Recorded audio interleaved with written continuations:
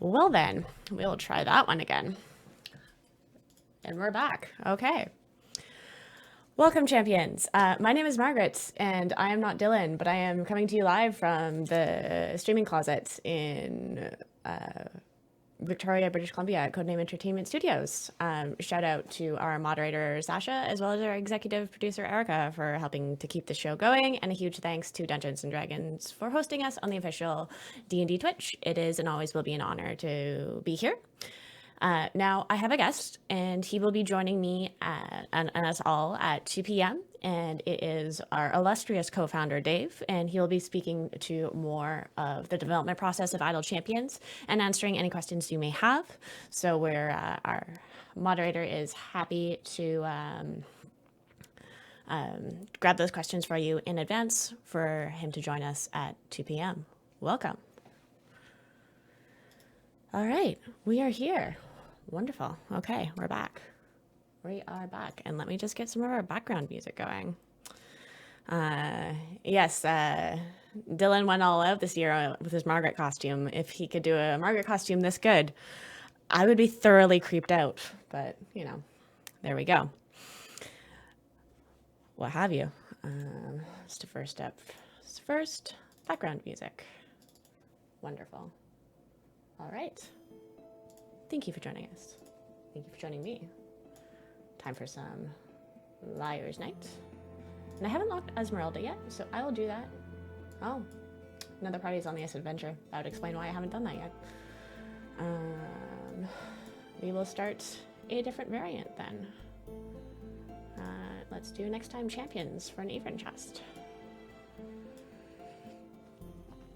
And get some friendly faces out here and go see how Esmeralda's doing. How's everyone doing this lovely, lovely Thursday? I have a couple of Idle Champions related announcements. First and foremost, our Halloween sale has started, and that runs from today until November 2nd and has deals on skins like Devil Farida and Vampire Caddy B, so definitely check that out if you so choose. Yeah.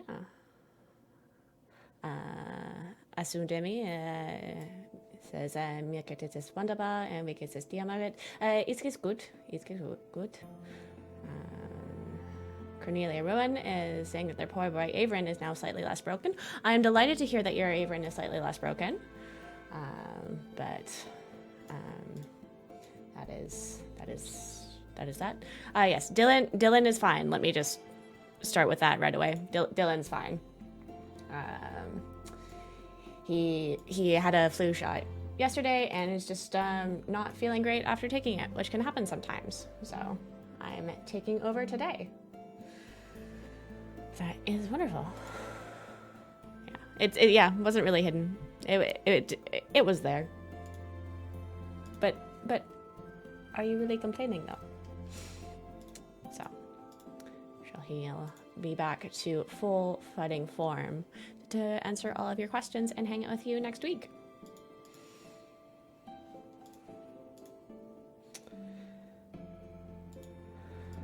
But yes. Wonderful. And I think we're going to complete this today. Right now? Are we happy with it? No, we're just going to keep going. Wonderful. Yeah. And how is everyone finding their Liar's Night? I know there's some contention over Esmeralda. She's definitely handy for the armor bosses, but doesn't seem to be usurping or taking Deacon's place or Runer's place as top champ in slot 1. But I think she still has her uses. Yeah. Oh. Since she's cool. But yeah. A lot of people really liking showing Izzy some love, and I think I'm gonna call this here because we are currently being liked. So wonderful. Yeah. She, Esmeralda's apparently being really handy for Solural's resolve to unlock Dragon Bait, which is fantastic. So she might be more of a niche use champion, but I like her. Many people like her. Ooh, let's play. You know, 'tis the season, so let's add some zombies.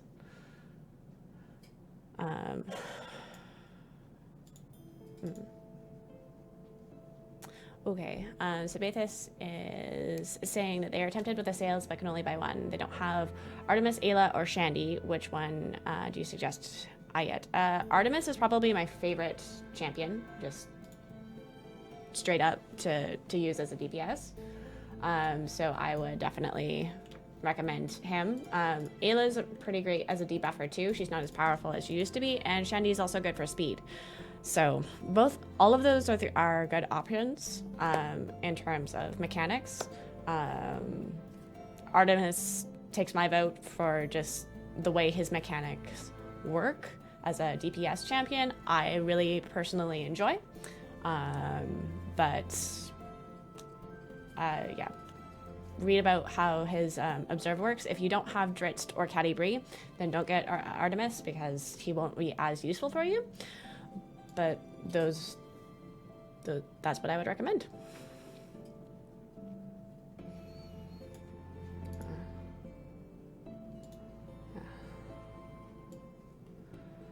All right, let me just get some more champions out. Sorry, you've got me a little bit unawares today. It has been a day. I went to the dentist for the first time in a long time. Oh, people are asking for an Artemis formation. Sure. Let me build one. So I like to do this with the companions of the hall a lot of the time. I haven't done an Artemis formation for Esmeralda's formation yet, but we can build one now. We can build one now. If we build it, they will come. Let's get people out. Wonderful. You go here. Here. I have to have one extra. Oh yeah, no, you'll do great. You'll go there.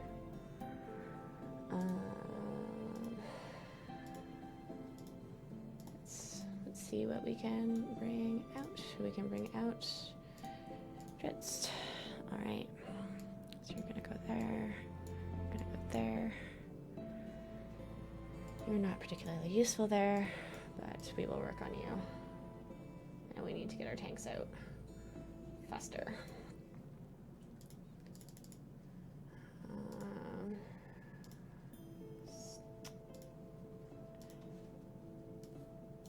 All right.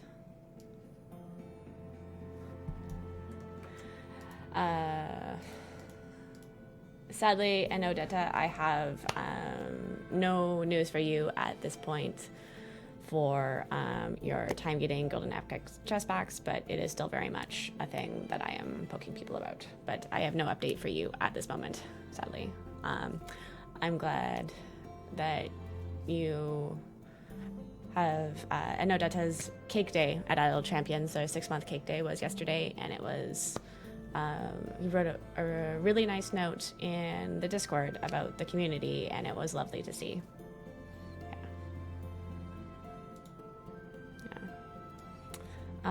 Alpha Curl has a question saying they got a pop-up about a refund something because of Steampunk Zorbu. It doesn't look like I got anything refunded. I would submit a ticket and check in with Sean on that. So I don't have any details about that, but if something odd has happened, then by all means submit a ticket so we can check that out. But I will put this with the caveat, of course, that Sean has been extremely busy lately, so please bear with him. We're gonna get to you.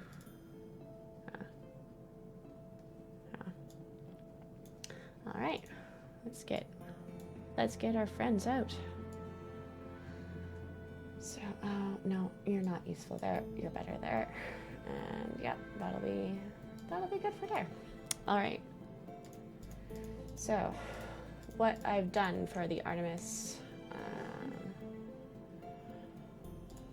formation is, so what I'm doing for Artemis, which is if you have Dritz or Caddy you'll want to choose his foe spec for observe. Otherwise, he will just observe his friends with a DPS tag.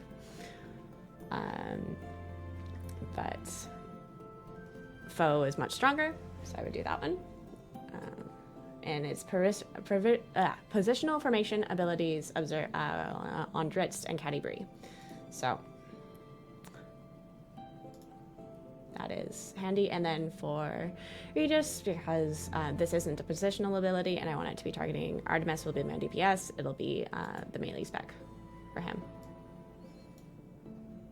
So Brunor's Rally and Regis's Ruby Encouragement are both hitting Caddy and Dritz, so Artemis is getting more of them. I'll pull up the formation buffs so you can check it out. Follow up, critical hit. So here Artemis is observing not only Rally, also Netherese Steel, because that's impacting Caddy Dritz, and Doral Axel as well. Ruby Encouragement, and Death March from Caddy as well. So that's that. Oh, I've been doing a lot of that. Am I going to put in Punt? I could put in Punt, but I wanted to use Briv as a tank instead. Because Briv's pretty great, and I find that the benefit Briv gives outweighs the benefit of Punt in this formation. But I'm open to switching it.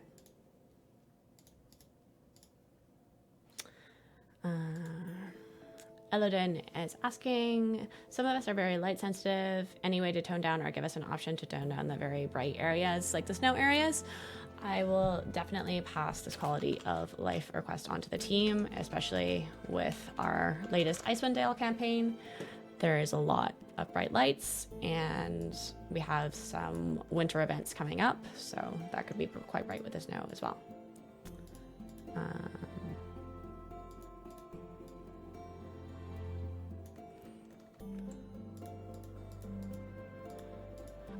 Baby LAG is just wondering about GEs. I know some people have it, but I went to look for Mel slot 4 GE but could not find it in the store. Is it not available anymore?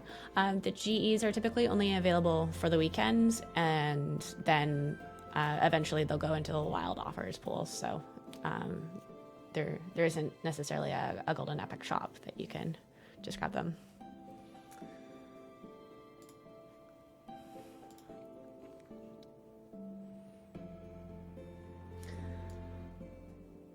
Yeah, there is, of course, some people are suggesting that I would swap Dritz for Zorbu. That would be an option. I don't quite have the favor to have Zorbu out in this event yet. It's going to depend a little bit on the math, because then to get Artemis to be observing Zorbu, I have to change his spec to Friend. And then, depending on how farmed my Zorbu is compared to observing off of both Caddy and Dritz, it might be, the math could be interesting either way. So we could bring him in and respec if wanted. So that is always an option.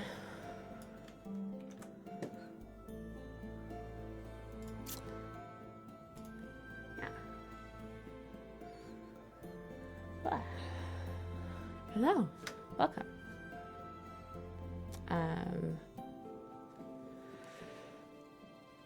Roman's is saying that they've just opened one of the Blood Boar packs and it says you're guaranteed a shiny, but no shiny. Then please submit a ticket to us. Absolutely. Alex K. Hansen is saying that they filled up Averin and Donar's slots from the 2 chests from the stream. That's wonderful news. I'm very happy to hear that for you. So, yeah. But yeah. And I know Sean curses my name every time I say, please submit a ticket, but that's what we do. And just a reminder to those of you who may be joining the stream a little bit later, at 2 p.m., co-founder Dave will be joining me to talk more about the Idle Champions development process. So if you have questions about that, this would be a great opportunity. Feel free to post them in chat, and our lovely moderator, Sasha, will grab them today, and we can get some of those questions answered for you. I'm afraid that these won't be this will be design process. This will be development process as opposed to design. So design questions are more Justin questions, but Dave can definitely sort you out with a couple things. Yes, Ragnar, blessed Dave. Yeah, we can try calling him that in the next 45 minutes and see how he reacts. So.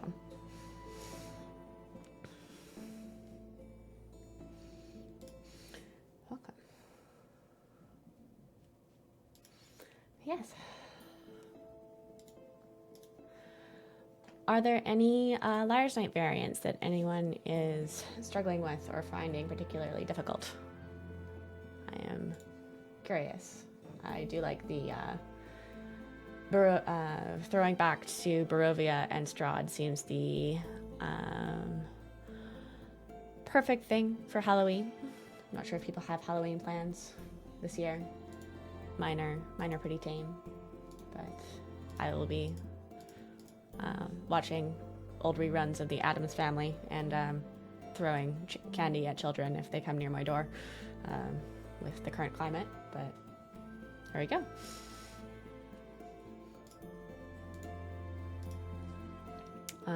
Kafina says they didn't struggle with theirs at all, which is a surprise given they're such a new player. Well, I'm glad to hear that you didn't struggle, and maybe you're not as new of a player as you thought. So that's fair. Yeah. Mox Perla says that they didn't find the variants difficult, but Ezzy's last felt a little strange since I haven't started with the patrons yet. Fair enough.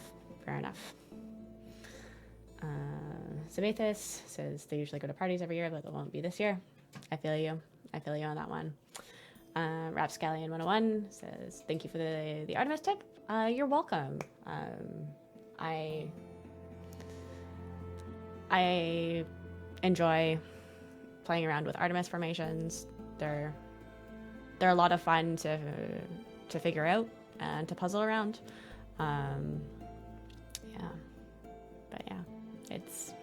It's a bit different than sort of the standard put Zorbu in, kill everything, which is very efficient and very effective. But I enjoy the puzzle aspect a little bit more. And yes, OJ Ginger using Artemis with Archon is also really interesting. So that's a good time. I'm just gonna take away some of my familiars since they don't need to be on the screen, and I don't want to have too many distracting lights for those who don't like them when we're on stream. Wonderful. And Omega Sparkles said they've been having fun building Binwin formations for armor variants. Oh, enjoy.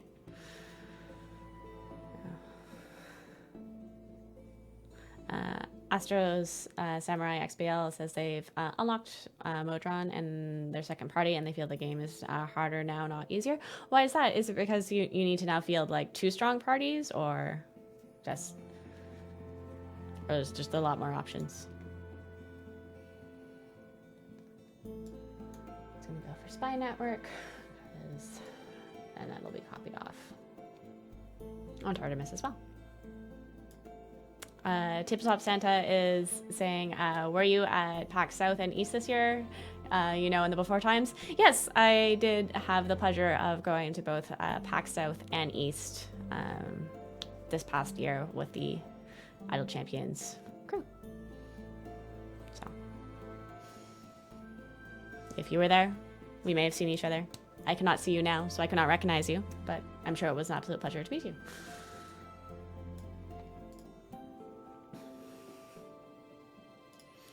And Rapscallion One says they're very stoked to try 2 parties. It's pretty great. It gives new life to bench slots that have been previously dominated by just one champion. We've got a whole new world, whole new formations.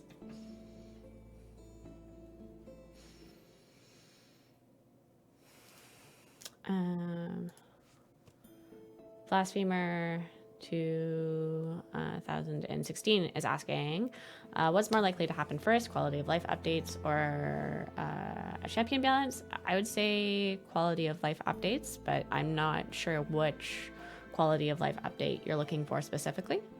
But yeah. And Astro Samurai is coming back. It's about their change with having 2 parties, and it's because of the familiars. If you're used to having 6 familiars and having 6 on the field, then yeah, things will be a little bit different, especially if you're used to letting idle champions idle with familiar.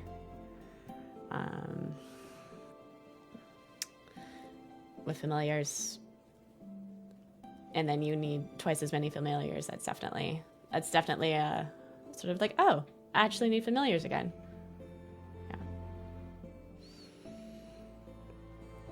But we'll see how that goes.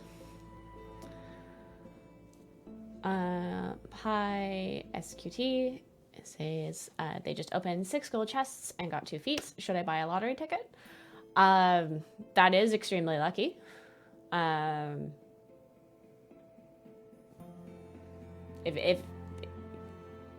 If you want to buy a lottery ticket, absolutely. Otherwise, you could have just used up all of your luck on those 2 feats. But congrats on the 2 feats. So that's that. Oh, I should see if I will get some of my feats for Esmeralda if I open some chests. I'll go do that. Yes. No fees. Never mind. Never mind. And I have already unlocked Esmeralda because there's one time on stream, and I will never ever live this down. There, okay, feats, there we go. Where I didn't realize I had all available feats, and then I opened several hundred gold chests looking for the feats and not realizing I already had them. It was awkward. I'm never gonna live it down.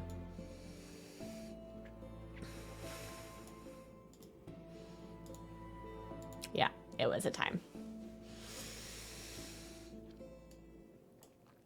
Not my finest moment.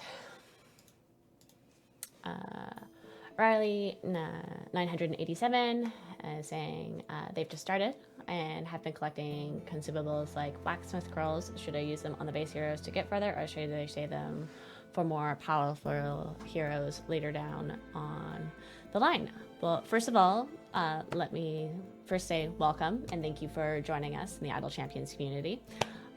As for your consumables like blacksmithing contracts, I would definitely save them for use on event champions as opposed to your core champions, or your evergreen champions.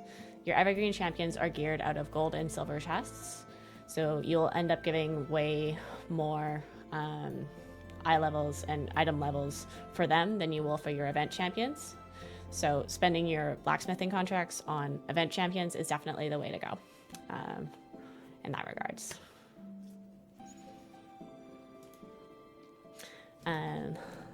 Level 2v2 saying they didn't realize you could find feats for event champions and not from non-event chests. Yes, all feats are in gold chests, so those are how those work, and that's that.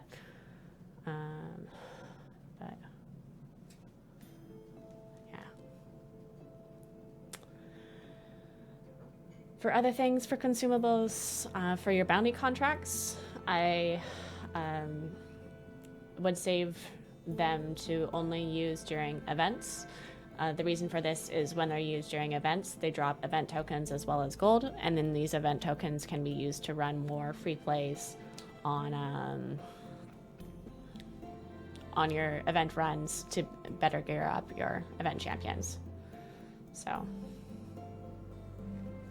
there you go.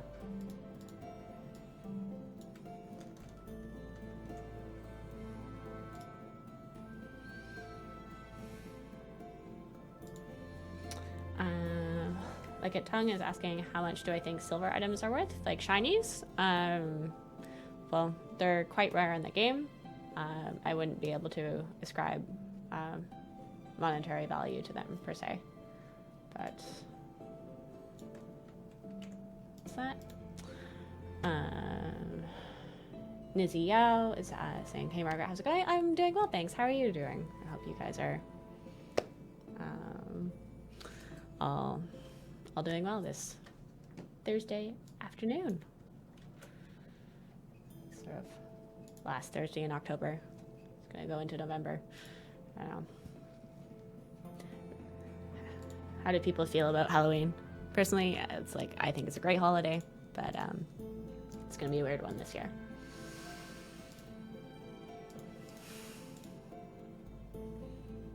Oh, and Pierre13 got the Epic Whittle's wedding gift for Avron from the stream combination. That's wonderful.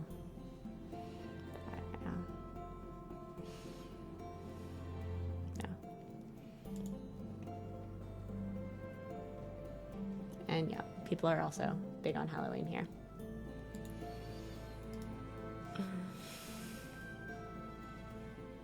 Yeah. Astro Samurai is asking, how rare or uncommon is it to get 2 purple epics in 1 gold chest? It's not impossible. There's a 1 in 10 chance of getting 1 purple.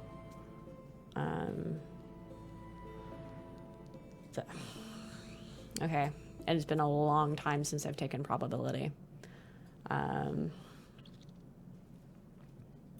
So it's obviously not impossible to get 2 purple epics in 1 gold chest, and I think it would still apply that you would have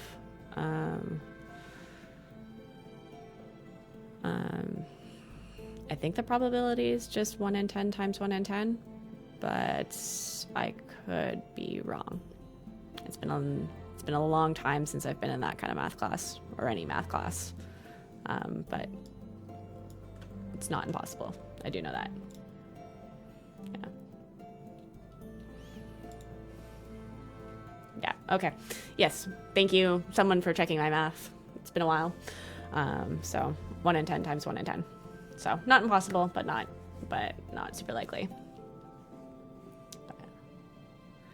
Yeah, sounds like there's not a lot of trick-or-treating this year, which is understandable. But yeah, any holiday that allows children to dress up in costume and run around demanding candy seems like a great holiday to me. Cassius is saying that they're getting a strange muffled cannon fire sound effect when minimizing and expanding the game. I haven't noticed that personally, but I will let Sean know about it, and Sean will probably curse my name.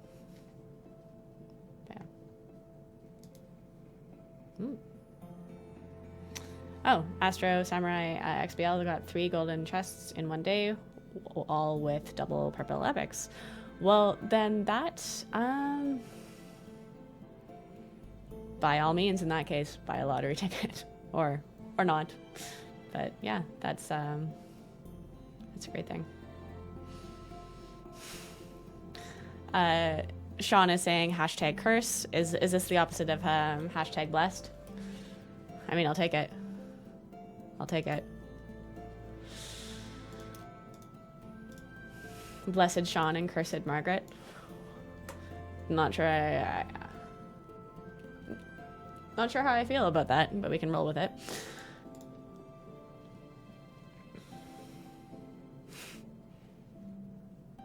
Yeah. Sorry, Sean, but absolutely. Right. How are we doing here? How is my other party doing? I haven't checked on them in a bit. Oh. We'll just have you roaming. You go there. Let's see. How you are doing? Oh, I just have Sasaspia there. That's not handy. That is not enough people.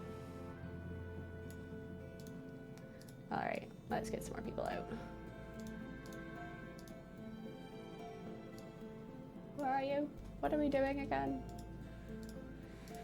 Alright, actually, instead of Grama, we need a tank, so we're gonna throw...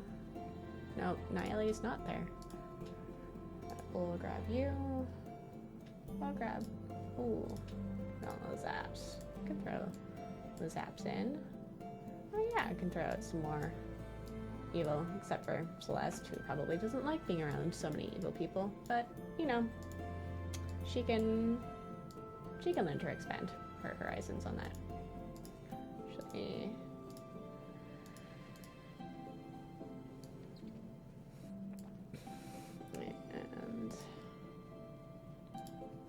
who else do we want? Yeah. Grab you as well. And we don't really have a solid GPS here at the moment.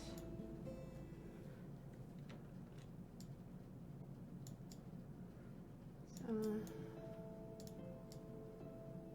who do we want? Who do I want for that?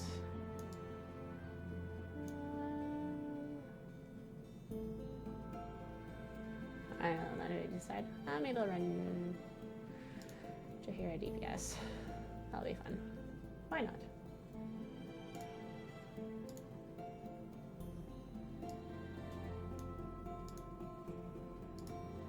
And Carol, because why not? Alright.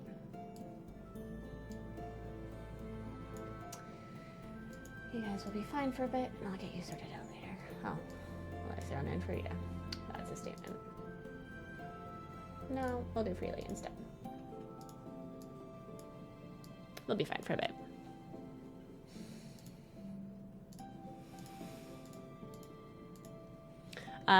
You wonder if Dylan will react to hashtag curse in the same way? No, he would react much better to hashtag cursed as opposed to hashtag blessed. 100%. Dylan. Yeah.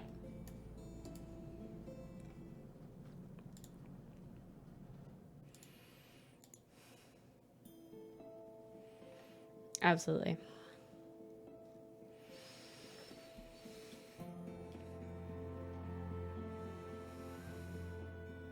Dylan is evil confirmed. He's not. I would not call Dylan evil. He would call himself evil. But I would not call him evil. He has dubbed us the 3 evil marketeers, but I don't think he's evil.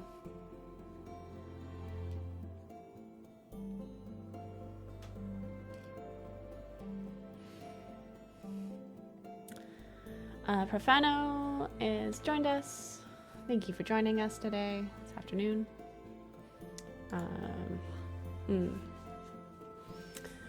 New Neutral, the Necromancer, is asking which champion would be most helpful for a newer player. Artemis, Ayla, or Shandy. Okay, so Artemis is my favorite DPS in the game, but he is more useful when you have Dritz or Catti. So without that, he's not as useful as much as he is mechanically my favorite DPS. Ayla is a great tank, so if you're short on tanks, Ayla's great. But Shandy has helps with speed and is also a great option. The trick with Shandy, though, is she shares a slot with Krull. So if you already have Krull, that could be a detraction for you. But there you have it. I would go for a newer player. I would go with Ayla or Shandy with those considerations in mind. And if you haven't tried Artemis, I would definitely check him out because he's a lot of fun.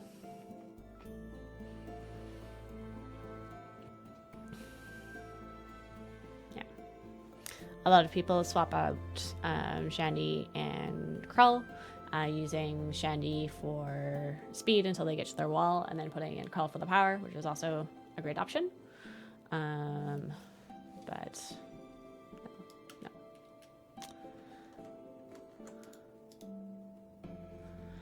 Human Rejection is asking, can you get shinies for event champions in regular gold and silver chests?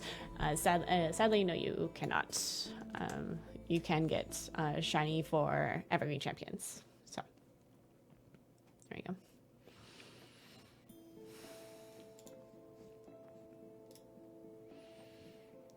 Wonderful.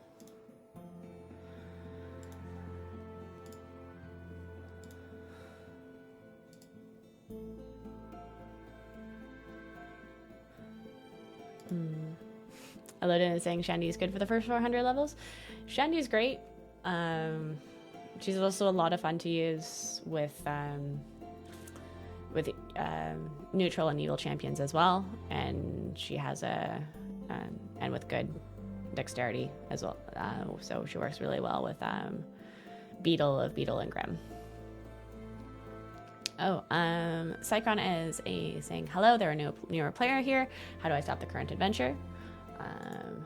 To do that, just go up to here and you can tap complete adventure.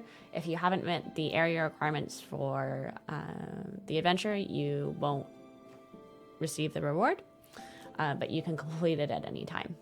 It's just if you haven't met the area requirements, you won't get the reward, but you can complete and restart it at any time, with the exception of, with the caveat that if you exit out of an event free play or event variant, your tokens are still spent.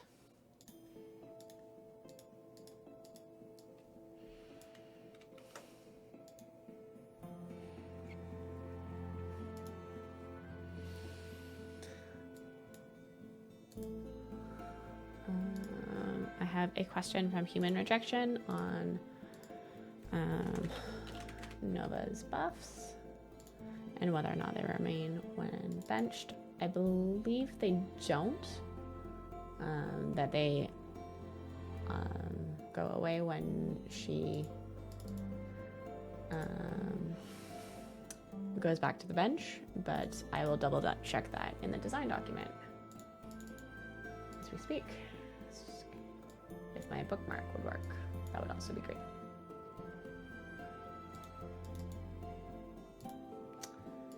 My bookmark doesn't work, so I will scroll. It's Jam. Let's get to Nova.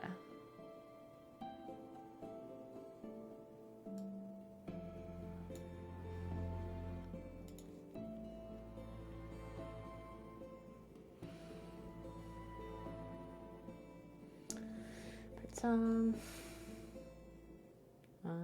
Nope. Let's get to Nova.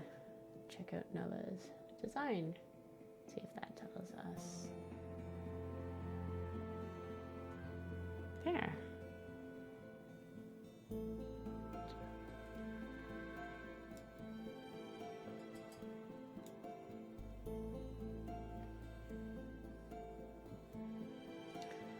Oh, no, I've gone too far. I've gone to Lucius. Let's go back to...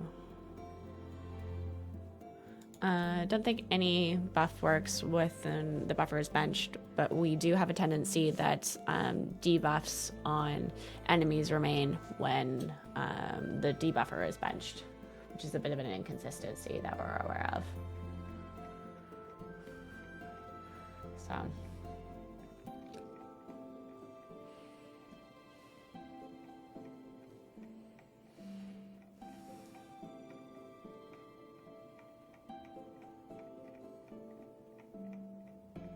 Oh, there we go.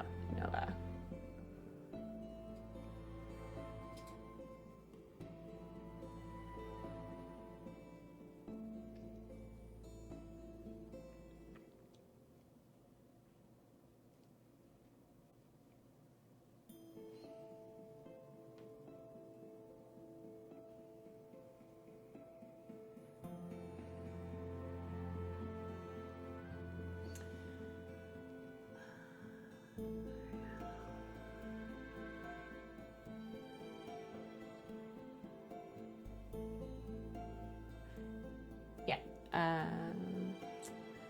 There is nothing in here that would imply that her buff would remain when she is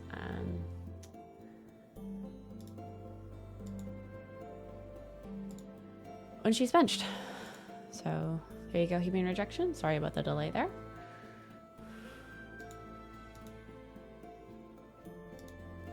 And I really don't think Dylan's evil. He's very well.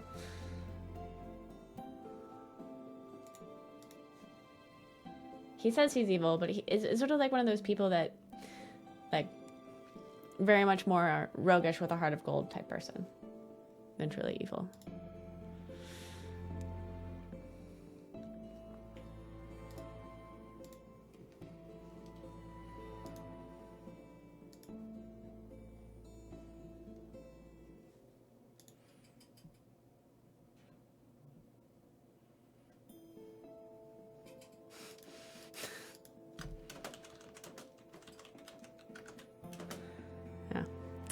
Crazy Captain Mac is saying that Dylan's made 2 evil codes, so I think he's evil. But he also made codes. Is it truly? Is any code truly evil?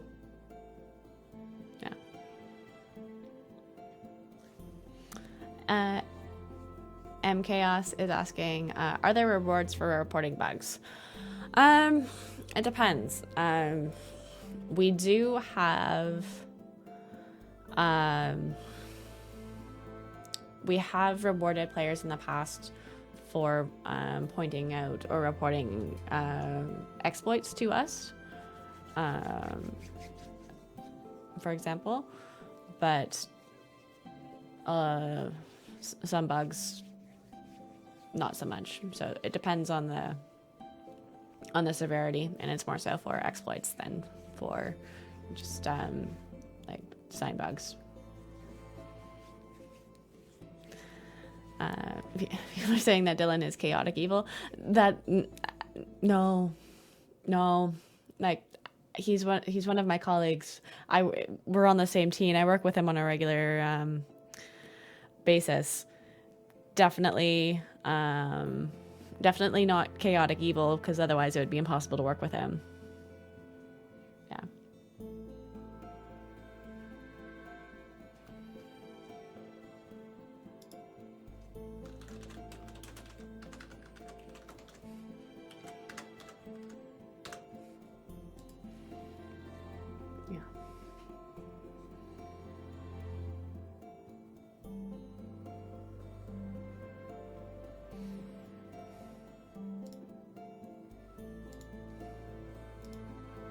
Wonderful. Human Rush, don't always play chaotic neutral. That could be fun. I enjoy a good lawful neutral myself, but I think yeah.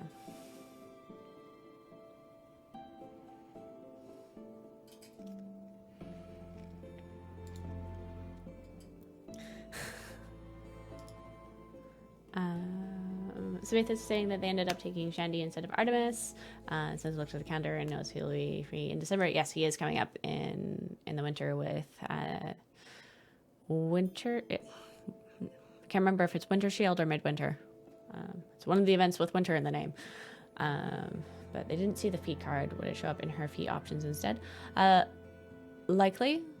Yes, that's where that should be. Yeah.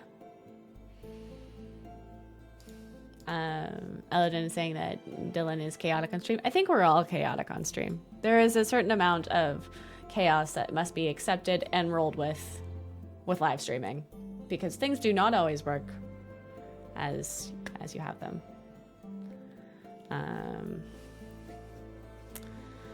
Sir Evan saying, is Winter Shield has Artemis thing? Yes, thank you very much. It's one of the events with winter in the name. So Artemis will be coming back then.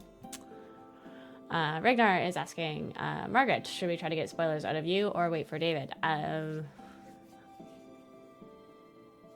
For development process, definitely wait for David. For content, you might be able to get some out of me.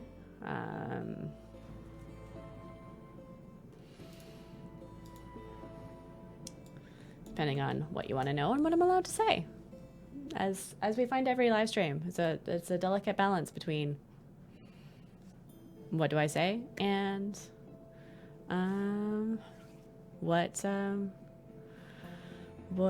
community wants to know. Mox Pearl is asking for if there's an Untitled Champions event calendar somewhere. There's no official one, but there may be a community resourced one. So that's been great. Samantha Natalie is kind enough to ask how my day has been. It's been a little bit chaotic, but overall good, and I am delighted to be here with you guys this afternoon. Yeah.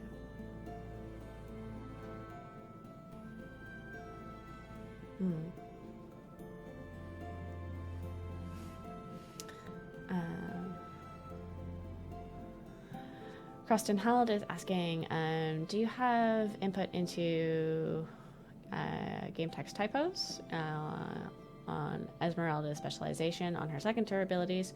Her third ability says he's still are there, and instead of is he still out there. That is definitely something I can report to the team. Thank you for pointing that out.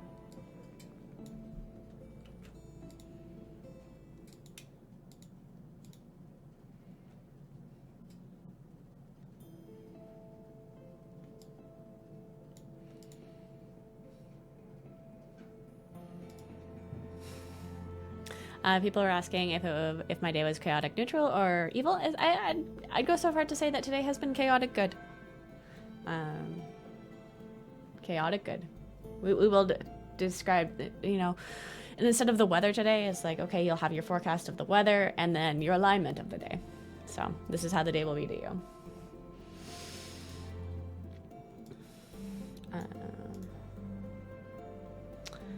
The neutral necromancer is asking, why is the in-game shop unavailable so often? That is unusual. If that's happening to you often, please submit a ticket so we can check that out as to what's going on, but that shouldn't be happening.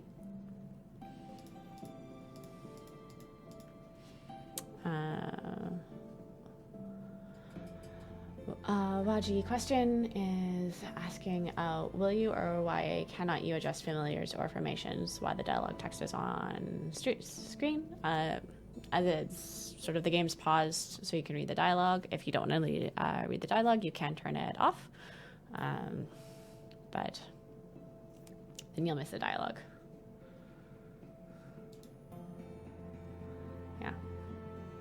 Yes, Shark Rider 9000, the in-game shop going unavailable seems to happen when the game needs to update. Yep, that would make sense, but it should only be unavailable for until you update, and it would just be a moments until then, because usually it's because we've added new DLC or are laying the groundwork for that. Eladin is asking next week to ask about a certain favorite champ coming next event. I can say that the next event features the arrival of a particularly delightful druid will be joining her friends. So, I can say it's a delightful druid, and she'll be joining her friends. And one of her friends is currently on screen. So, that's what I'll say. And some people are guessing as to this delightful druid, and I will neither confirm nor deny their guesses. Rapscallion 101 is asking, is Wolf good for Artemis in the formation? I could probably, to be frank, I could probably choose a different tank to help out with that. But with Artemis observing off of both Catti and Dritz, it felt right to have all of the companions of the hall in there. So,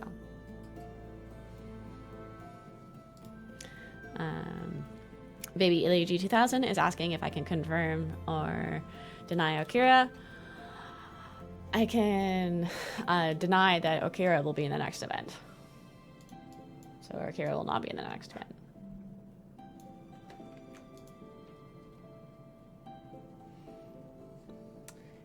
And I am going to start the process to get Dave on stream in a few moments.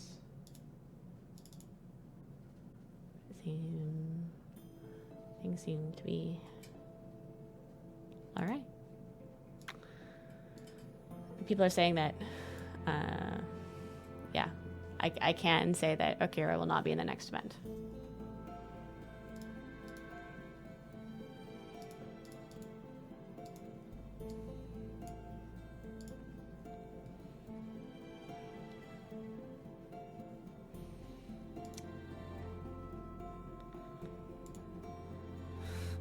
Rapscallion 101 is saying that they have to stop trying to pick up Margaret's gold reflexively, and likewise with clicking on the distractions.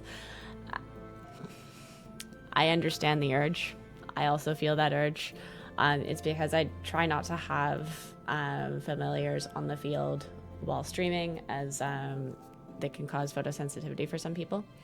So some of them are especially bad. But yeah. There's that.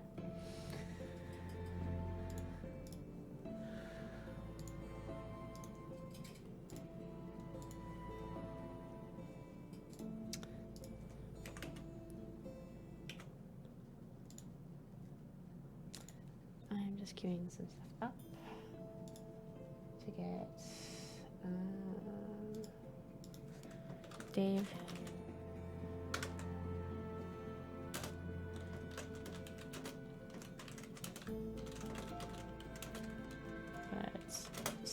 Queuing up our Zoom invite to get Dave online shortly.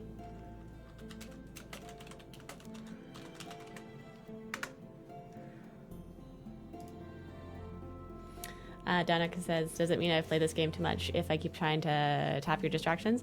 I wouldn't say too much, but I get the urge. Yeah. There, I will pick up my gold for everyone, so it's okay. It's okay.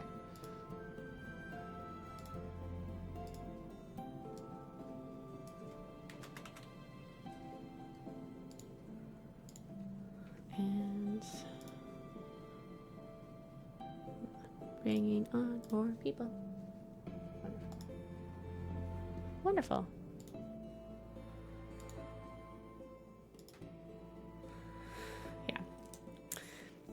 If it's any consolation when watching other people's streams, I do the same thing where I try to click the complete or the gold or the distractions.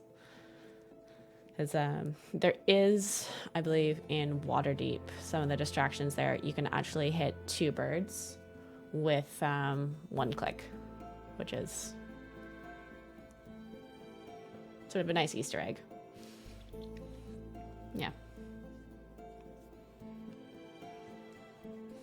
Siobhan is suggesting there's a cure for wanting to click on my distractions is to have your own game running and pick up your own. Yep, that works. But if you have many instances of idle champions running, either through someone's stream or on your own, it can sometimes be a little bit like, wait, which one's my game?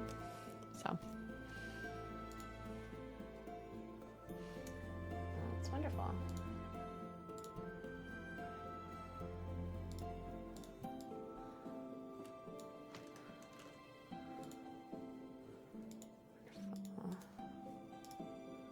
About to bring our guest on shortly.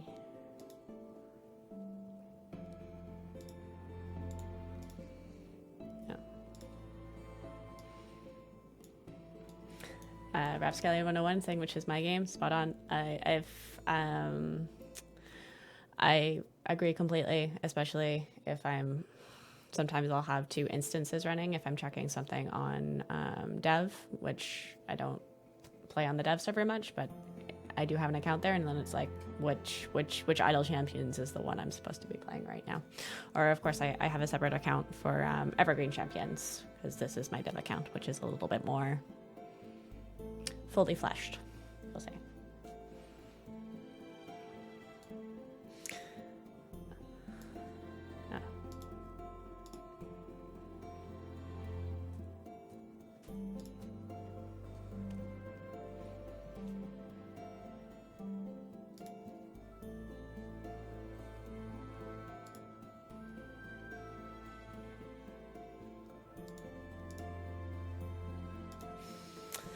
Wonderful. So yes, if you have questions for Dave about our development process, this would be a great time to grab them.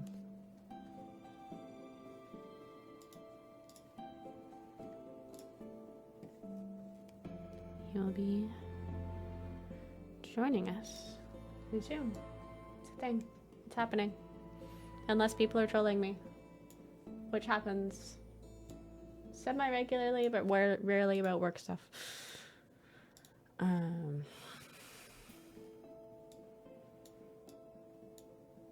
Oh, Crazy Matt Captain. I still want to call you Crazy Captain Matt. I'm sorry. Says that the dinar chest filled out the blue hole they had in their collection and gave you a ripple. That's wonderful to hear. Glad we can get those collections sorted for you.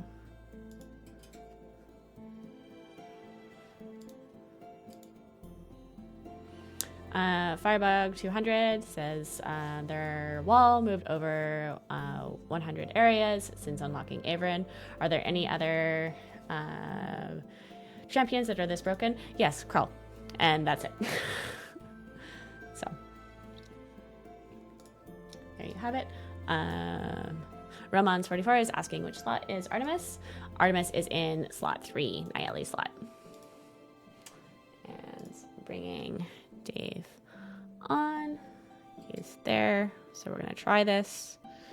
Guest view. Nope. That's not what that should look like. Oh, now you're a black box. Well, that doesn't look right. No, this is a time. This is a time.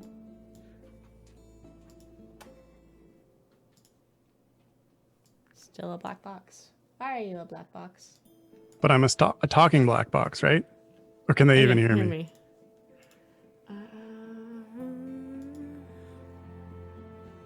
Let me try to bring in Zoom again. Yeah, we've got you as a black box. I can hear you. Can they hear you? No. So that's not working. The chat says they can hear me. That's great. Let's just try a new instance of Zoom and see if that works. Yeah, that works. Wonderful. When in doubt, try a whole new version of Zoom. If it works. There you go. There you go. There you go. Thank you for joining us. Hello. Hello, everyone. Hello. So this is Dave. If people do not know Dave, he is one of the co-founders of Codename Entertainment, and he are here to talk about our development process. which is super exciting. Or rather, I'm here to take questions It's about it, about I the- believe. yeah. I think that's what Dylan told me I was doing. You know more than I did. We'll just go with it. We're just going with it. Excellent. Whatever works. Whatever works. So, for starters, the chat's commenting that you have some commitment to Idle Champions to have it on the big screen behind you, which, of course, makes perfect sense to us. It felt more fitting than just a blank screen behind me. That's fair. I can see that happening. We have a question from Ragnar, who's would like to know how the fixes for multi-party are going, and specifically they're looking into background team improvements. Right. Okay. So, I mean, the multi-party stuff has come an awfully long way since when we first went live with it on all the platforms other than Switch, I guess, back at the end of July. I think at this point, and it is unfortunately one of those long-standing.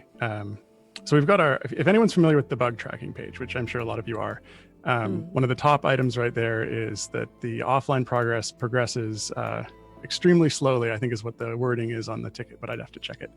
And that actually had been from a series of different issues that have been slowing that down. And so we've been slowly but surely picking off the items that have been affecting that. And actually one of the big ones midway that we took care of was familiar click speed. And that was that the familiars were not clicking the hero level ups faster during the offline progress. They were actually doing it in what would have otherwise been real time. But since the play was accelerated, they weren't leveling them up fast enough, which meant that you hit a wall faster than you would have otherwise. So that was a big improvement there. And I know Peter was looking into similar issues with that and the ultimates, because I think the ultimate cooldowns also had some timing issues when running in offline mode. So I think that's actually also something that's either been addressed at this point in the version that's out now, or will be shortly in a coming version. I think it's out actually at this point. So yeah, little things like, or not little things like that, but various things, unfortunately, sort of all conspiring together to stop or slow down your progress for various reasons. I think one of the big ones right now that Peter's looking into is in any of the cases where things get stuck. I know people have reported monsters getting stuck and then being undamageable. And this particularly is a problem for bosses, not necessarily for just regular trash mobs on regular levels. Because if you're playing on a regular level and something gets stuck, well, you can still complete whatever you need to do, like your 25 pickups or 20 monsters or whatever kills still get done, even if a couple get stuck. But if this happens on a boss area and it's the boss, then just it cuts out right then and there, which obviously also would prematurely be slowing down progress. So I know that's something that he's looking into right now as a potential source of progress not occurring at the right rate.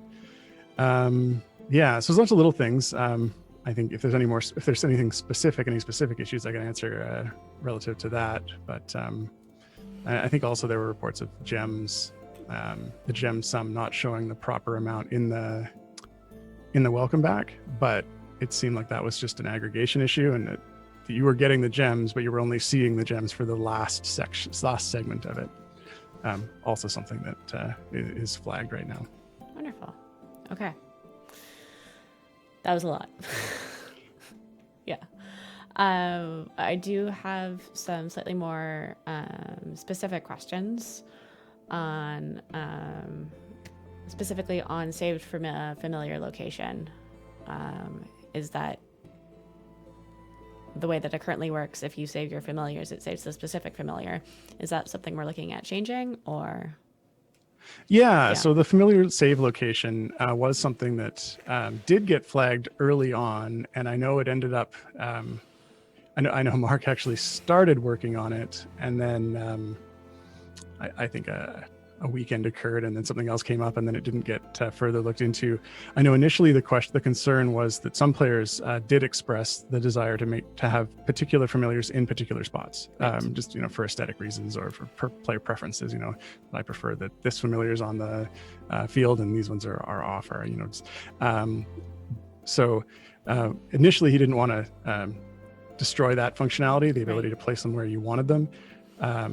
But of course, if you just pick them out of a random pool, or not randomly, but sort of in order, put them onto the field, you would lose that, but then you'd fill in any gaps, because obviously if you have two formations and over on your other formation you were using some of the familiars that are in the formation and say in a location that you really wanted them to be, like say on a hero that your first hero, for example, which would totally stall out your progress if that was the setup that you had, that it's better if it would just pull a replacement for that.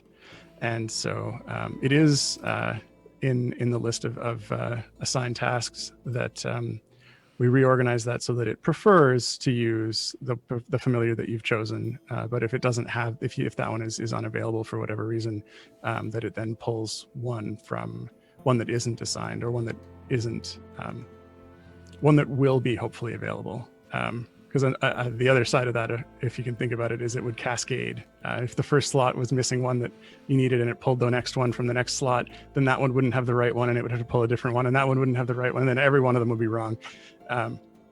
But that's something we can place all the ones you can first and then fill in the gaps with the ones that are random. That's sort of the ideal setup for that. At least that's my feeling on it. And like I say, it is on the list. Unfortunately, it's ended up a little bit lower down the list than some of the more pressing features and bugs that have been worked on. Absolutely. But we'll get to it, I promise. You chat, you heard it there. He promised. 01178 has a question for adding a mixed notation options for some of the smaller numbers, if that's something we have planned at all. Is there any specific any specifics on that, I guess, further than mixed notation? So that smaller numbers would be friendlier for eyes.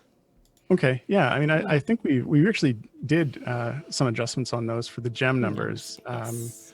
I know we went down a number of those early September, replacing the ones that are less than, I think it was 50,000. I believe our event tokens as well. Yeah, as well as some patron currency locations, just to make them easier to read.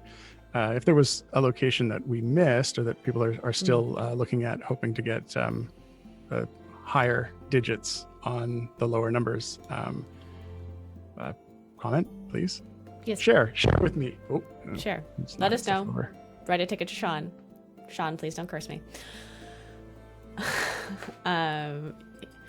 Human Rejection is asking if we take classes on Idle Champions. I can answer this one. We do not take classes on Idle Champions. We do not have a morning half hour of lore with Justin, Eric, and Dave, as entertaining as that could be. But no. We never get anything done at that rate. I'm sure it would be enlightening.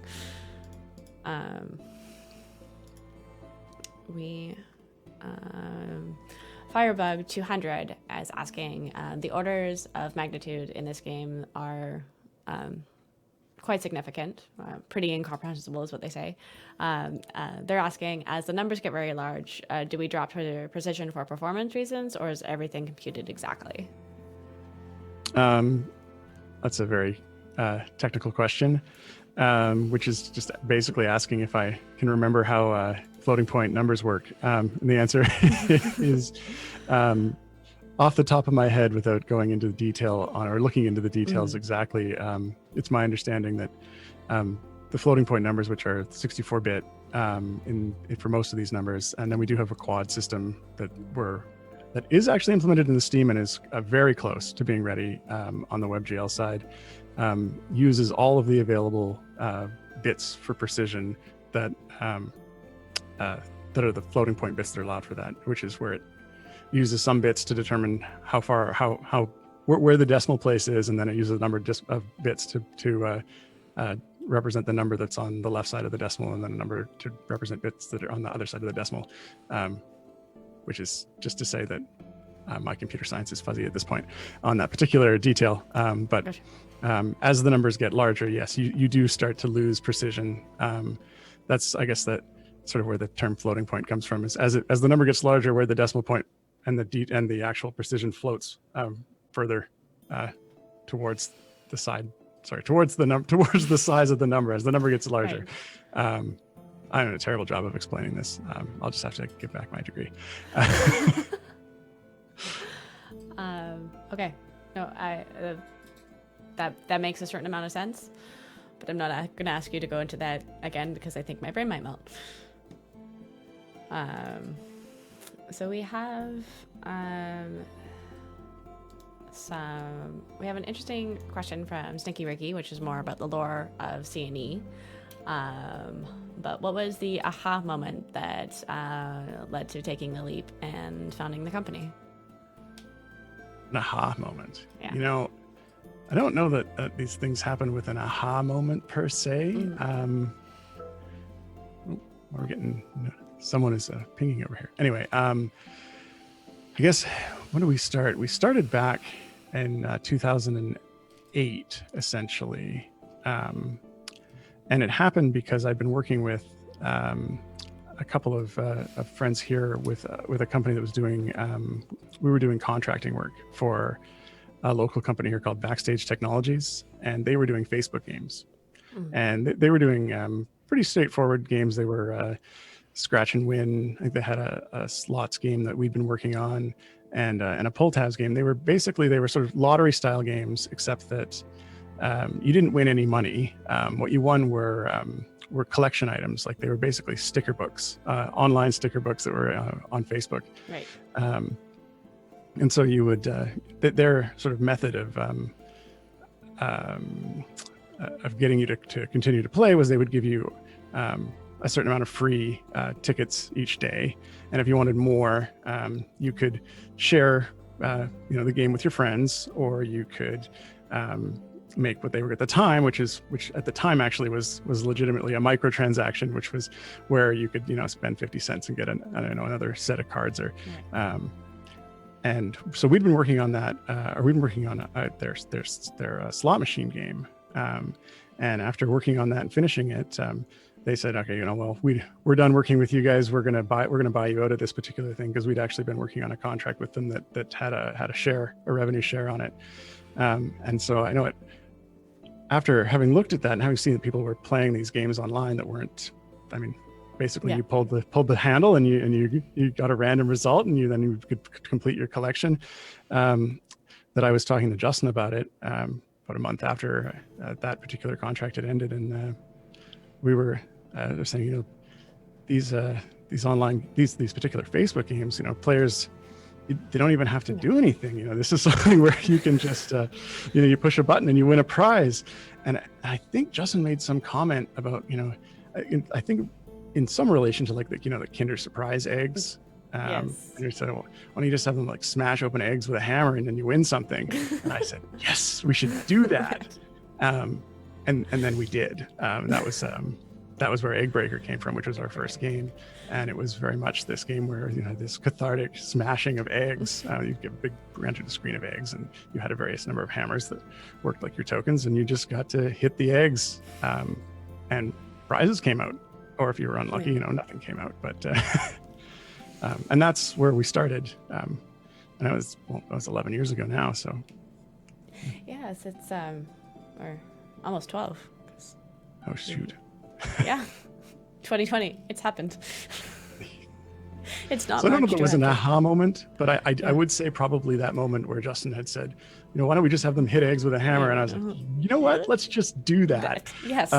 Maybe that's an aha moment. It sounds like the lore can be tied back to aggressive Kinder eggs. Hitting things with a hammer. Yep. That's it.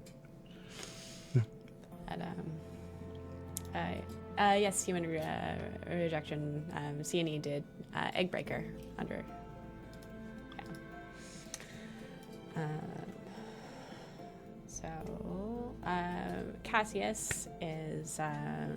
This is more of a statement than a question, but they're really looking forward to getting the 95% health reduction node back when certain Modron bugs are squashed, and is wondering if you have an update on that. Yeah, so we're basically waiting on that to go through for a switch build. Okay. And then we can switch that back off. That's sort of our biggest delay is getting the builds out to switch. So unfortunately, the way that buff was set up, it ended up possible to end up with negative health on monsters. And so we had to quickly make adjustments so that that couldn't happen based on the buff that went with the Modron founder pack. But as soon as the build process is through on Switch, we should be able to turn that back up to full. Great. And related to that, Eladin has a question about when a champion object is created, and they're curious about what the process is for checking costs to prevent negative amounts, and likewise with monsters and negative health, or if we can share some of that process at all. I don't know. Sorry, I'm not 100% clear on the question. Eladin is asking, when a champion object is created, how is cost checked to prevent negative amounts, or how? Well, I think what they're getting at there is this Okay. again is part of that. It's part of that, or the previous question, right? Which was Right. with the buffs from the Modron piece, where we determined that when if you had that buff high enough, it made Right. the monster health go negative, but it also made the champion cost go negative. And so I think the answer is, which is what they were getting at, is that it's not checked. Oh, okay. At least it wasn't checked. It wasn't checked. Okay. And it's one of those cases where when the particular wouldn't have had the ability to change the champion health as a buff, wouldn't have been something that was in the game from the beginning. And Right. then when that was added, it would have been added with the intention that it be used in a particular variant or with a particular blessing or something that was going to have a very strict limit on it. So it would be a case of knowing that the designer who's putting the data in, which would primarily in this case be like Justin or perhaps Chris, would not set it to more than 100%. Right. And so the fact that we ended up with that buff, and then that it was then compounded with an additional bonus that affected all of the outputs on the Modron core, was just a case that we missed. I mean, ideally, we would have something in there. In fact, something we add in to correct for this, that doesn't let that go past zero. And just from a balance standpoint, it doesn't actually make sense to end up with a case where the champion levels are actually just zero each. So there has to be some limit, and usually we put something in there that says, it can't go less than 10% or some bottom level that doesn't end up breaking the whole balance. That's fair. Okay, that's great to know. Thanks for the update, because I remember that being a rather hectic Wednesday, to say the least. People in the chat are saying that you're a little bit difficult to hear compared to me. I can try to make some adjustments here, but oh, you're louder for me. Okay. They can let us know. They can let us know. Turning the microphone to Margaret is sometimes perilous. Okay, Sasha says I'm louder now, so through stream. Great. Thank you, Sasha. Frozen User is asking, are there plans to expand upon UI, like being able to open chests from the campaign map view, or a more detailed champion and gear, especially breakdown? So I guess there's two pieces there, and I guess the main piece is when it comes to expanding UI, the answer is yep, definitely. We keep adding things as things come up. I mean, even in the last couple of months, we've added additional UI to make updates for the Modron stuff easier to just see at a glance. Like, for example, that Modron buff that you've got on your screen right now, that you could easily hover over and then see, where the what all the settings were for that, and to see that, you can see that your reset is disabled just at a glance there with the little red icon in the middle, which is super handy. Something like opening chests from the campaign map is actually problematic because you can't, you don't have a gold rate, and certain types of chests, the ones that grant gold based on the area you're in and how much gold you're getting there. So if you're not in an area, that's sort of an empty value, and that doesn't work very well. Not that that's something that couldn't be adjusted for that item. I don't know. It would need additional rebalancing to make something like that work. And what was the second piece on that? Sorry, I forgot there's chests on the campaign map. More detailed champion and gear breakdown. Right. Yeah, I know there certainly had been talk about a different display for the gear. Slipping my mind what it was that would have on it. But I know it was something that had come up. It is one of those things where as we hear suggestions from players for things like that, if it is something that we hear enough requests for, or if it's something we hear and think, wow, yeah, actually that would be really helpful, we certainly take those under consideration and add them in as they come up. Yeah, and there are some new UI features that are underway right now that I'm not going to spoil, but no, please, no spoilers. Tell us. We want to know. I know everyone wants to know. Tell us. But it is a requested feature and it's coming, so soon. TM. But what's coming soon? No? Okay. Nope, I'm not spoiling it. This says Dave under my name. They're not Chris. Not Chris. Yeah. Fine.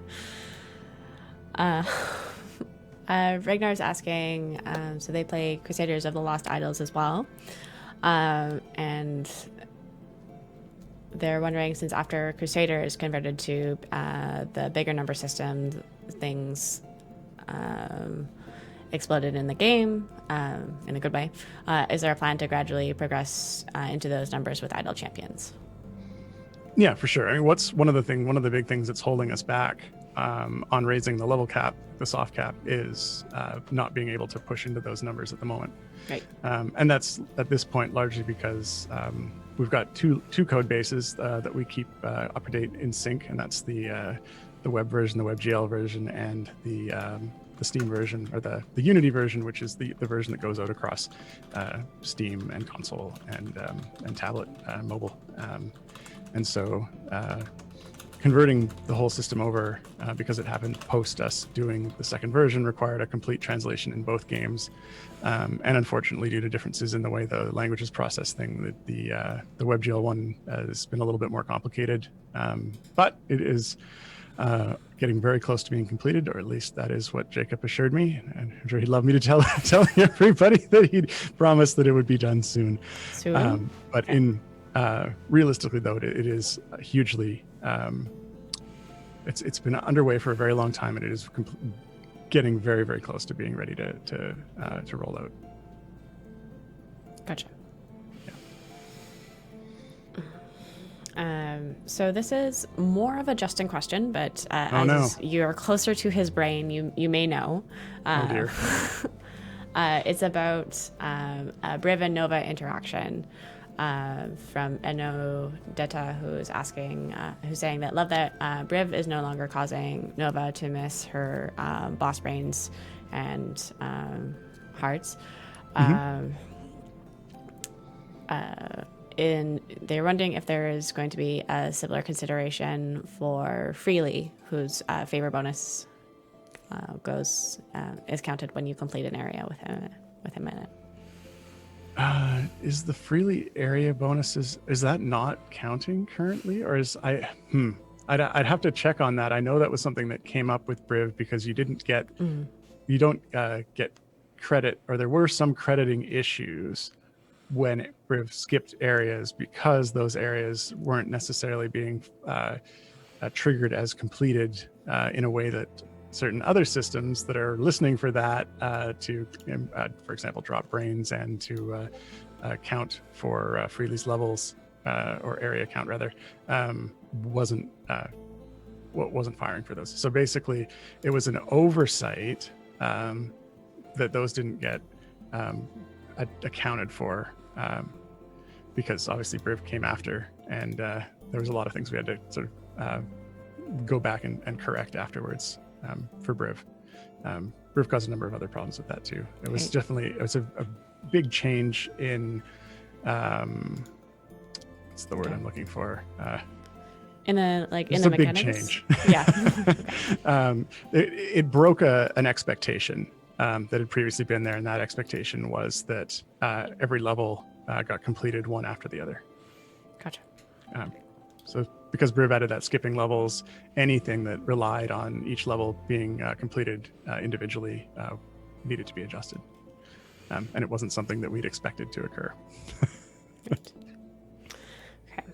I have a bit of an odd question for you from Cassius, who they're saying that Renegade Studios recently acquired the licenses for D&D 5e versions of Power Rangers, Transformers, G.I. Joe, and My Little Pony. Do you have a favorite out of those four? Oh, give me the choices again. Power Rangers, Transformers, G.I. Joe, and of course, My Little Pony. Wow. Yeah. No. I'm gonna have to go with Transformers. Transformers. That would be the favorite. Definitely of those. Growing up in the 80s, I watched a lot of Transformers and then followed by that Power Rangers, but I did not watch the other two. And of the two that I did watch, Transformers for sure, 100%. There you have it, folks. OG17 is saying sometimes the streams make it sound like Justin drops off a finished champion and flees into the night.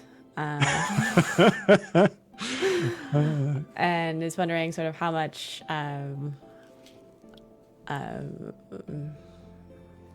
revision takes place after his concept. And I can say from a marketing perspective, the devs drop us off things and say, market this, and we say, okay.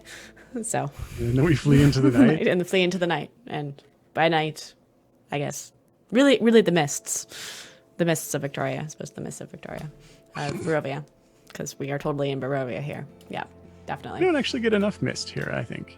We need more. We could use more mist. It's just give it a little bit more of a mystery feel to it. But it's in regards to wait, who? This morning. You know where we live. It was super misty this morning. Was it? I mean, I didn't notice. Okay. I mustn't have been up in time for that. I mean, we know you get up at the crack of dawn and go for a 50-kilometer run, so it's Not quite. No. Sometimes I go to the bouldering gym instead. Nope. Yeah. I mean, I guess so. You gotta mix it up a little bit. Yeah. So I mean that's it's fun to make it seem that way. It seemed like we dropped that a champion is dropped off and then nope, we're done with it. Or rather, that Justin washes his hands of it and then everyone has to deal with the fallout. But that's absolutely not the case. And the actual champion design process at this point is an iterative process that goes through multiple hands.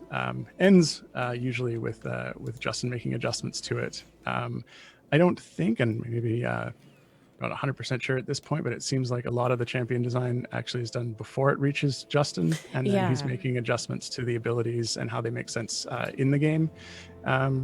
Because a lot of it, depending on the type of champion, can come from the particular creator whose champion that we're adding to the game. And so a lot of that flavor and characterization gets done ahead of time, and then ability, names and sort of what they're visually going to look like and how they match with how that particular individual envisions them to look gets done up. And then we get a sanity pass and a technical pass after, and Justin will go through and be like, well, that's a really cool idea, but it's going to have to work like this, otherwise it's not going to be balanced, or here's something that we've done before, and maybe we need to adjust that a bit so it's unique from the other existing abilities, and sort of tweak it all so that it fits into the game. Before then, one of the development team gets a hold of it and then starts to implement the actual guts of it. Yeah, no, I tease it. I know for Esmeralda, for instance, was I believe Chris and Dylan worked on her before ever giving it to Justin. So. For sure. Yeah, it's definitely not a. It's not a one-man show. Not a one-man show. Or a one-person show. As much as we might like to imagine Justin dropping off champions in a cloak and then fleeing into the mists. It's done, and it is perfect. It's done. It's perfect. We're gone. You cannot edit my masterpiece.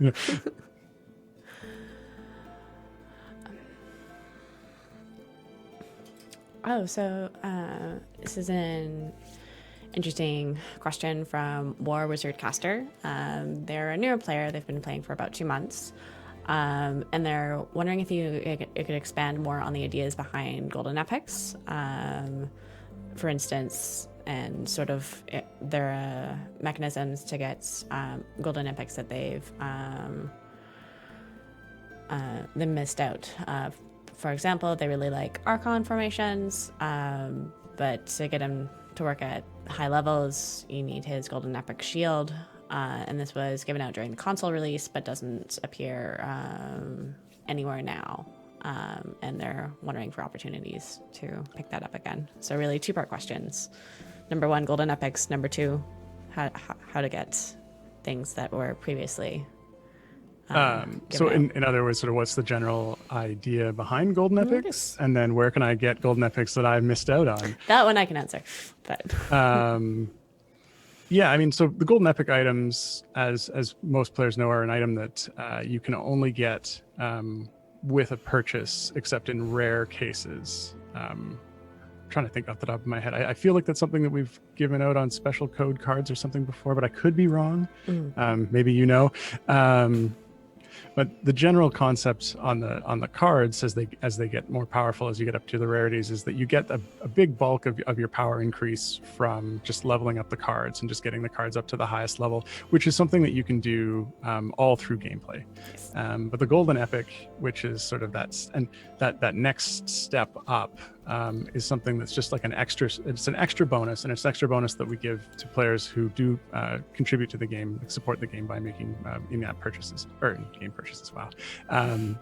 So I don't know that I can speak to the sort of the requirement of having a golden epic, for example, to make a character be viable. It shouldn't be the case that you absolutely need to have that for it to be a viable character. I mean, I would think having just the epic cards and having them upgraded is going to put them in a position where they're very formidable. And then you can also get through gold chest in game the shiny, which is the half golden epic. It's sort of it gives you the 200% boost instead of the 400% boost. And so you can get most of the way there without making a purchase, which is something we try to balance very carefully. But then as far as getting the extra ones, it sounds like you had an answer for that. Yes. So anything that was given away as part of a celebration is a very good chance that it'll make an appearance in our in-game gem shop, with a caveat that anything that we've previously sold will only appear through wild offers, just to keep things fair. So check out your wild offers for that, because if it's made it to the wild offer pool already, it'll stay there out of fairness. But if it's a giveaway that someone's missed, eventually giveaway items will appear in the in-game gem shop. Yeah, and the wild items getting added to the wild offer pool is something that we do periodically. So there's certainly a handful at this point that are not there yet, but over time they will become available via wild offers. Absolutely. Is that something we sort of do quarterly, or? I don't know that we actually have a specific timeline on that. It's just something that as they get backlogged and we look at them and say, oh, okay, there's a handful here that aren't available yet. But I don't think it's actually on a schedule per se. Worth asking. We have an Idle Champions question for you, which is, if you were a champion in Idle Champions, what type of champion would you be, and what sort of abilities would you have? Ooh, see, these are questions that are really difficult to answer on the spot unless I've come up with some sort of pre-thought out answer. I mean, when I play D&D, I tend to play the paladin character. What I did was playing in the last game that we haven't finished yet, was a cleric who wanted to be a wizard, wizard cleric, which seemed like a very foolish selection of stats at this point, now that I think about it. But at least it was interesting. So yeah, if I had a character, it would probably be my Kronk character, which is a paladin I played for quite a while, who is based off of Kronk from The Emperor's New Groove. So he wasn't the brightest, but he was what's the word for it? he had good motivations. He was, he was Well-intentioned. Well-intentioned, yes, but not super clever. Not that guy. Sorry. Asumidi is asking, since the foundation of your company, they would they're asking what design decision that you've made for a game that you would still regret, and what would you do differently today? Which is a bit of a hard question. So, A design decision that I made that I regret. Ooh. I mean, there are definitely a lot of things that we've done over the years that didn't really work. I mean, the first thing that comes to mind, and I doubt this is sort of the worst of the bunch, but in our game Shards of Titan, we ended up with speed being effectively a god stat. So all of the other stats ended up meaning very little if you could just dump everything into speed, because it meant that you ended up being able to attack first, or being able to attack more frequently enough that it kind of overrode that. And so we ended up with this whole, it ran away from us, which is ironic for speed, maybe not so much, but it ended up in a state where a lot of players had invested all of this time in getting speed gear. And so as a corrective measure on that, we ended up having to implement a system where items had levels. And if those items, and as you leveled, if your item level wasn't up to your level, it stopped being as effective, which was not necessarily well received, but it did solve the problem. And so, for example, what I mean by level of the item would be like, if you were level 20 and you were fighting level 20 monsters, you might get a level 20 range item drop. And so you'd have, like a level 20 ring of speed.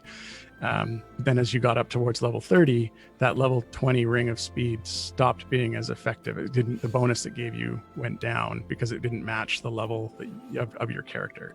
And so you either had to go through some mechanism to make that ring a higher level, or you had to find another drop at level 30, which, like I say, did solve the problem, but unfortunately, it wasn't an ideal solution.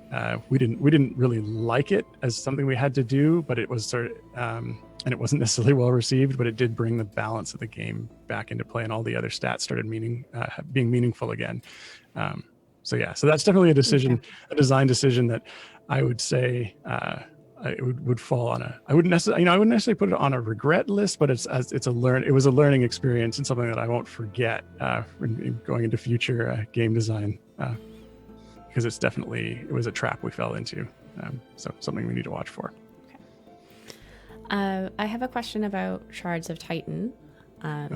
Since this is our soundtrack today is from Shards of Titan, and our soundtrack from our streams is often the Shards of Titan music, and it has been very much requested by the community if it could be released in some form. The music? Yes. I'm not 100% sure how the licensing on that actually is set up. I'm fairly confident it's not something that we could just give away. Mm-hmm. It is something that we could certainly reach out to the guy who did it and see if that would be something that he'd be okay with at this point. I'm just trying to think right now. I know the guy who did it, his name is Alec. I can't remember his last name. This is just not good. But we did a whole set of tracks for Shards that we ended up using about half of it before we ended up cutting that game a little short because it didn't really meet our success metrics, unfortunately. So we've got some great tracks, really great tracks for that that I think in many ways only surfaced as stream music. Yes, and they're lovely stream music, and I enjoy using them on stream. But it has been requested. It's requested almost every stream for us to. Oh, yeah. I wasn't aware, but I can certainly reach out and ask him, see how that works. Okay. Fantastic. You heard it here, folks. The answer is maybe. Our Green Paradox is asking, with the future of Idle Champions, that we'll push to beyond 150 champions in 5 years. And do you have any idea if we foresee like an upper limit for the number of champions, or? I don't think so. I think what's going to happen is that we're going to maintain as best as possible our champion release schedule. And then what we're going to do is find new ways that you can use those champions so that everyone that you have is useful for something. Obviously, one of the big ways that we worked on for quite a while for that is the Modron and the multi-party stuff. And it is our intention over the course of the next year to open up additional parties so that it's not just 2 parties, but 3 or 4 or 5, or I don't know. There's an upper limit on there somewhere, but certainly there will be more parties available, and so you can have multiple runs going at once, and that'll make it so that having all those additional champions they're not just bench warmers. They're actually out accomplishing something. Yes, and you wouldn't be able to give us like any sort of hint as to when someone would be able to unlock a third party. That one is not set in stone yet. Not set in stone. So, the sometime in the best I future. can give is a next year. There will definitely be more parties. Definitely. Okay. Maybe. No, I'm very confident that it'll be next year, and probably early next year. But Okay. I don't have. We actually haven't worked out exactly when we're going to open that up. So. Absolutely. Well, thank you for sharing. Garo is asking about their A/B testing on the tutorial we've done recently. Have we completed that? And if so, can we share any of our learnings? Sure. So I don't actually know how. I hesitate to call it recently because we put the tutorial A/B stuff in. I want to say almost a year ago now, actually, but I'd have to check the date to be sure. But it's been running for an awfully long time at this point. And the tutorial A/B testing, for those who aren't familiar, we wanted to see if having the double tutorial, or rather not double tutorial per se, but the more progressive tutorial where you first start with Brunor, and then you start with Brunor and the wagon, and that second tutorial mission where you're escorting the wagon. If there had been some confusion, somewhere where we ended up with tickets about the second mission, players feeling like that they hadn't progressed to the next area, and especially if you're not familiar with idle games, sort of how they work, or I guess, and in that case, also our flavor of idle games, that it could be confusing when you arrived at that second adventure and felt like, wait, everything reset. I'm doing the same adventure again. They're saying the same dialogue. I don't understand what's going on. Right. So, well, it was supposed to be a gentle introduction to the idea of adventure variants. It also risked this confusion. So we did an A/B test where we decided that half the new players would actually skip that and go right into the next adventure. So you first tutorial, and then there's no escorting a wagon. It's right into the next adventure. And judging by the data that I haven't looked at the data probably in about 6 months, because when we did it, we looked at it, and then we probably should have turned off the A/B test, but we didn't. Is it made very little difference? Right. Like almost none. Almost done? So yeah. Cool. Our theory that potentially players, whether this was a confusing factor that was turning players away, didn't seem to be the case. Although I imagine for those particular players, we got less tickets asking about why am I redoing this, but it wasn't something that was super common in that sense either. It was something that back when I was still doing the tickets, I remember seeing maybe once a month, once every 3 weeks, someone would report that. So I don't know if Sean's still seeing that sort of thing from the players who are on the who still have that second adventure. I bet he gets it occasionally, but. And I'm glad that you've stopped answering tickets on weekends. I'm glad too. I know the players probably not so much, though. But yeah. I have a couple of UI requests that I'm happy to pass on from the community, and they're asking to modify the interface so that you can see all 12 bench slots at once.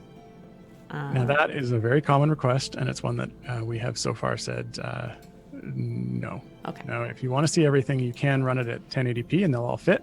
If you're running at 720p, they will not. It's just something that, based on the size of the characters we had, we didn't want to make them any smaller. Yeah. Then another question with the character portraits, and that would be, is it possible to have their alignment designated on their portrait easily, because a lot of the buffs are now alignment dependent.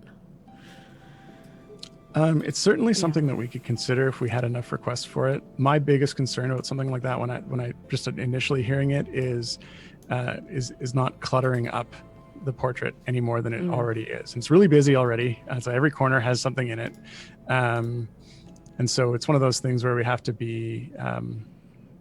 We just have to we're trying to put the bare minimum there, right? Because otherwise you won't even be able to see the portrait. You just see icons, and so. If it was something that it was a common request enough and that people really needed or really desired that, it's something we could consider. And then if knowing what the alignment was more readily was something that that players desired enough, I mean, we could think about other ways to surface that didn't necessarily occlude the portrait, because we do want you to see the portrait. The portraits are lovely. Yeah. All right, we have some requests from. Oh, nope, never mind. That's not a request. It's a statement. I do see someone saying that the mouse over for the character would be a good place to put that, and that's probably not a bad idea. Yeah. Yeah. Email will make a note of that. And we have a shout out to Nick and Georgia. Great. Just because they're awesome. They are awesome, but from chat. So that's, and yeah, it would be interesting because I imagine if we did an alignment chart, chaotic good would be very busy, and there'd be some rather empty squares as well. Yeah. It's funny actually. There's a spreadsheet that we use for designing for seeing like what stats characters have, and when setting up variants to see how restrictive that variant would be if we limited it to particular types of stats.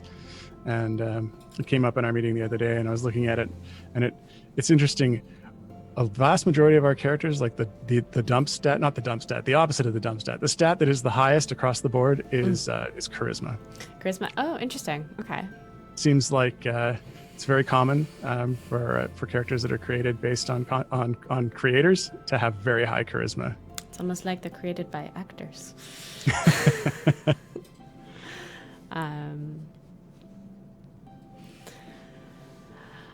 Agiron is asking about the no entry signs for when a champion is restricted from a variant.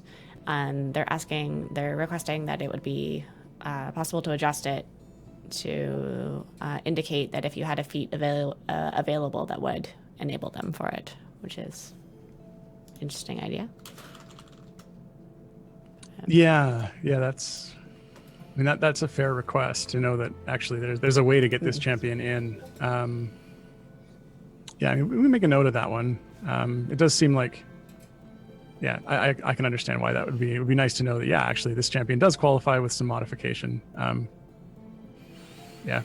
make a note of that one, and we'll take a look at that as a thought. Yeah. Awesome. And looks like we're through most of our questions, which is wonderful. Wow. We're through most of our time too, so it's sort of that works out. Is there Anything you have planned for Halloween? I know you watched most of the Halloween movies recently, which is Yeah, we binged every Halloween movie in order. Which, I mean, they're not good movies in general, but they are fun nonetheless. I think that's it's always good to be able to acknowledge this is not art, or this is not high art, or this is not interest. This is not something that anyone would look at and say, yeah, that was really good. But nevertheless, enjoy it for what it is. I did a similar thing a few years ago with the Friday the 13th movies. Right. So, and there's there's so many of them. There's like 16 or 17, I want to say. There's a lot. It's a marathon. It's a marathon. Do you have a favorite one of the Halloween movies? One that stuck out to you as the most terrible or the best? I mean, they were all pretty terrible. Stuck out. No, I'm not gonna put my finger on one of those. No, sorry. Do you have a favorite Halloween tradition? I like Halloween, or at least the concept of Halloween, but I think we don't have anything that's a specific tradition other than giving soup to university students. Oh. Not because, we want to give soup to university. Oh, well, we're knocking stuff over here. Not because that's something we desire to do, but it's because living in the university district, as it were, we get very few trick-or-treaters who are out for actual candy, but many students who come by looking for money or food donations for UNICEF, I think was the one it's common. So that often tends to be a case of we at the door have candy and then canned soup. And canned soup. That's a very popular item for that, but I wouldn't call it a tradition per se. If it were maybe a forced tradition. Would you like candy? No, we want money or soup. Well, wait a minute. Okay. This is not the deal here. I don't remember. Like this is not what we all agreed on. Aggressive. Yeah. But there you have it. Deltress Frost has a question about unlocking Dritz, and Dritz is one of our evergreen champions unlocked the Sword Coast campaign.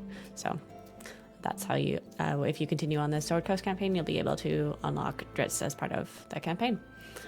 And then Ragnar has a final question for you, and that is, do you have any last minute spoilers that you think the community would enjoy? Last minute spoilers. Well, this is where I start to talk and I just drop out of the connection. Oh, tell us everything. Tell us everything. Spoilers that the community would enjoy. I have a spoiler the community won't enjoy. I mean, tell us too.